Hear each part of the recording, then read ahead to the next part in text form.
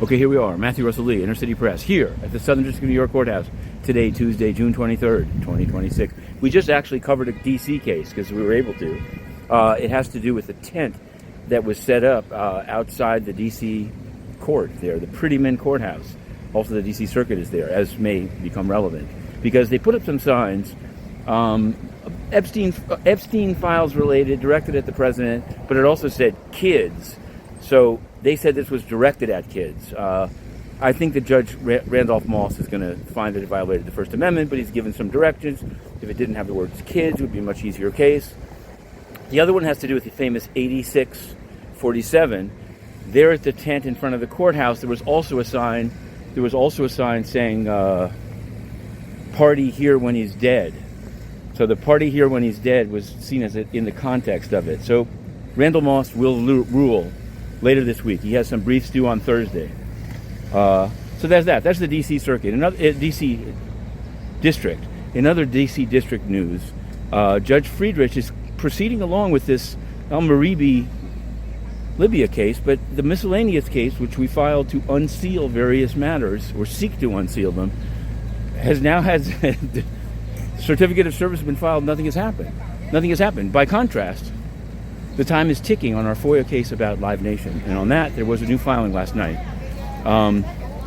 by Live Nation itself. It was required to do this, and it did it. It was a short letter, but one that I think has legs. They had to disclose who it was on the Live Nation side that spoke with the administration before they got their deal. These included, of course, their lawyers, but also Rick Grinnell, formerly the spokesman of the U.S. mission to the UN. I don't know. We follow him. You'd think he'd want to. In any event, he was involved. Kellyanne Conway, also involved with Live Nation, and Mr. Rapino himself, the CEO, who we filmed just down the street here, as he came out of the courthouse, spoke with Trump directly, says the letter. So all of these communications are responsive to the FOIA request we filed months ago, which they didn't just delay, they denied it. They said, we're not going to give you a single piece of paper. So we've sued, and I'm very much looking forward to it. There's some other things I needed to say, but also on the FOIA, and this is the FOIA, financial FOIA, I myself personally filed a case against the Federal Reserve under FOIA because they blacked out their entire 8-page question letter to predatory lender Enova.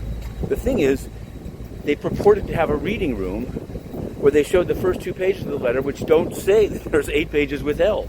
We know, but others don't. Nevertheless, some 60 groups have now commented to the Fed about Enova, and I believe OpFi. We've commented on that ourselves as well as Fair Finance Watch. In any event, game on, and it's time for the Fed to give it up. Time for them to respond to the FOIA case and give it up. Give it up. There's a sentencing taking place as we speak, I believe, in Maryland, where we actually had an unsealing win. Judge Matthew Maddox docketed our request, and then sentencing letters were miraculously disclosed. But we'll report on the sentencing. Less positive is the news in Connecticut, where there was a sentencing done before any ruling at all on the unsealing, because having to mail it, it's still in the mail to Bridgeport.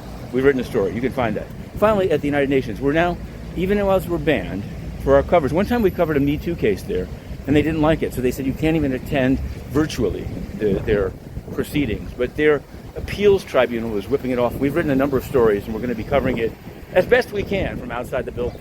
This is a building that we do go into, and we're going to be covering it at 11, I believe, a sentencing for burning somebody on the subway. Some didn't know it was a federal crime. I mean, it's a bad thing.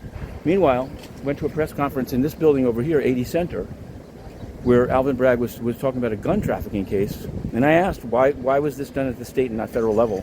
Just to know. And he said, case by case, baby. So case by case, we're going in. To be continued.